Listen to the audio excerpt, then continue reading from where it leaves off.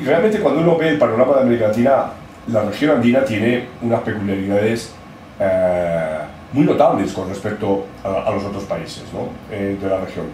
Dentro de la región andina no hay ningún país que se sitúe en los puestos de mayor calidad de la democracia, y sin embargo hay varios países que se sitúan en los puestos de peor calidad de la democracia. Entonces, en ese sentido, digamos, la región andina es un espacio de interés, ¿no? Scott Mainwaring y Ana María Bejarano y Pizarro escribieron creo que fue como hace 7 años o algo así, ¿no? De la crisis de la democracia en los Andes, ¿no? Donde distintos colegas escribieron excelentes capítulos ahí. Y esa crisis, en mi opinión, continúa, ¿no? O sea, continúa dándose. ¿Por qué se da esa crisis? Bueno, yo creo que hay elementos nacionales diferentes, por consiguiente, de cada país, que pueden tener una justificación, pero yo creo que uno de los elementos más comunes es la cuestión nacional, ¿no? La integración nacional de estos países, ¿no? Que ha permitido aflorar expresiones de liderazgo muy caudillistas, ¿no? y que tienen la capacidad de integrar el proyecto nacional detrás de ellos, ¿no? De nuevo, Perú puede ser la excepción de lo que yo estoy diciendo, ¿no? Pero cuando vemos los otros 4 casos, tanto Colombia, sobre todo la época de Colombia con Uribe, pero podríamos también hablar de la época de Santos, ¿no? Es curioso que Santos sea un hombre que esté gobernando en el Congreso con cerca del 80%, me parece, de los diputados, ¿no? O sea, y esto hace esta idea de arrastre que tienen este tipo de liderazgos en comunidades, por otra parte, que están muy fragmentadas o regionalmente. Colombia es el caso, Ecuador también sería el caso, ¿no? Con la costa y la sierra, o étnicamente, ¿no? Como puede ser sobre todo el caso de Bolivia, ¿no? Entonces, esto podría ser una explicación, ¿no? No digo que sea la única, pero podría ser una explicación de este fenómeno que estoy planteando.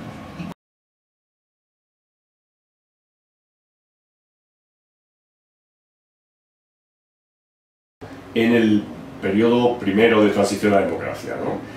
Periodo que fue muy conflictivo, que fue muy caótico por el tema del terrorismo, por el tema de la grave crisis económica, por el tema de probablemente la ineficacia y la inexperiencia de Alan García en su primer gobierno. Todo eso dejó el país muy mal, y Fujimori fue como casi diría, como hizo el efecto de una batidora, ¿no? en la que todo todavía destrozó mucho más aún las instituciones, destrozó los partidos políticos, rompió de lleno la confianza, la pequeña o poca confianza que podían tener la gente en partidos que habían sido muy tradicionales, como podía ser el APRA, como podía ser Izquierda Unida, y todo eso lo desbarata Fujimori, ¿no? Entonces, la segunda transición parte de un escenario verdaderamente caótico, ¿no?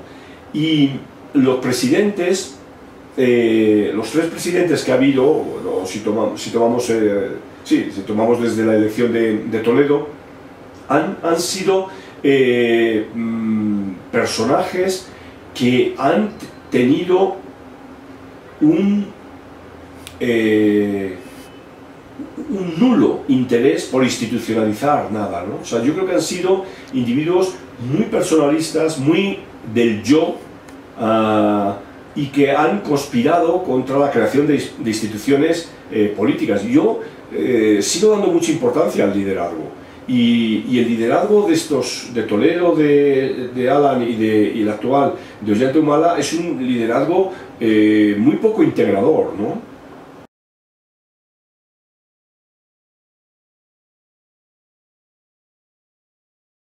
Digo algo que es a veces muy poco politológico, porque los politólogos tendemos a pensar más en instituciones, pensar más en otro tipo de argumentos que decimos más politológicos, y no nos gusta hablar del factor humano, ¿no? Y yo creo que a veces hay que tirar del factor humano.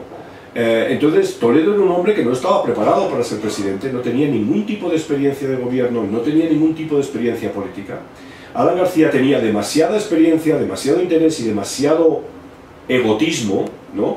De ser él por encima de su partido político, Y Ollanta-Humala igual, es un hombre sin experiencia política, sin criterio político, un hombre bastante, digamos, desarticulado políticamente. Entonces yo creo que si hiciéramos una categoría de calidad de políticos, estos tres políticos, por distintos motivos, pero ocuparían uno de los peores lugares, ¿no?, en la política de América Latina, ¿no? Dos, por su poca inexperiencia y por su poco conocimiento, y uno por su demasiada experiencia y demasiado conocimiento, pero para él mismo, ¿no? Yo la gran crítica que tengo al presidente García es que es un hombre que gobernó para él y gobernó pensando en su tercera reelección. Y esto, vamos, la prueba tan evidente es que él propició que el partido aprista no tuviera candidato en las pasadas elecciones, ¿no?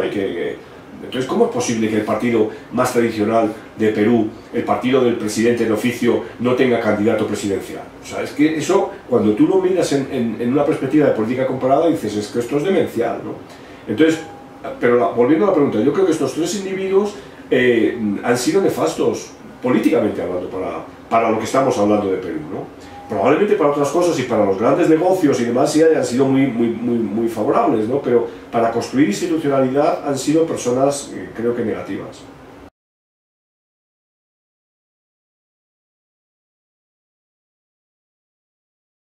O sea, en Perú, si contamos las dos transiciones a la democracia, vimos cómo el partido aprista en el año 80 está ahí, ¿no?, después de los 12 años del gobierno militar.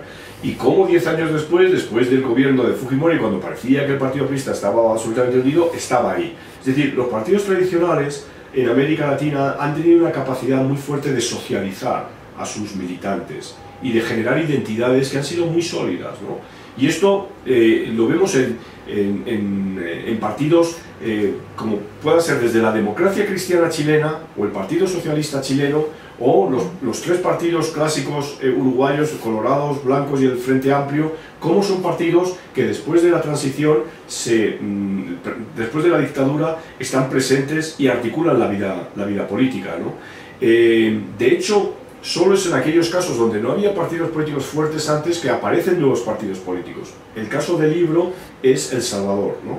Después de la guerra civil, después de la transición de democracia, aparecen dos partidos políticos, el Frente, ¿no?, que es la guerrilla que se articula como partido político, y Arena, que es el partido de unos empresarios que nunca habían querido entrar directamente en política y que terminan comprendiendo que tienen que entrar en política. Entonces, ahí hay un caso de fundación ex novo totalmente de partidos políticos tras la transición, pero en los otros países no.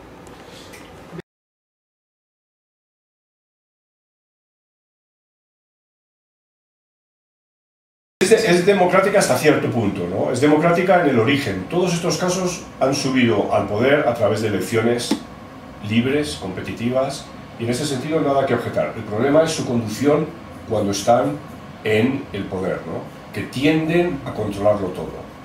Entonces, al tender a controlarlo todo, empiezan a desarticular elementos clásicos de la poliarquía y del Estado de Derecho, que es el equilibrio de poderes, ¿no? Entonces hay una obsesión por controlar todo y porque no haya nada fuera de ese control. Entonces eso es lo que les hace ser de una baja calidad democrática, ¿no? Porque esas prácticas que se ponen en marcha conspiran contra la lógica de la democracia, es decir, del ejercicio de la democracia, porque la democracia es entrar en el sistema a través de las urnas, pero luego ejercer el poder de forma democrática, que esto tiene que ver con equilibrio de poderes y con mecanismos de rendición de cuentas. Y claro, no sirve el mecanismo de rendición de cuentas una sabatina, para que nos entendamos.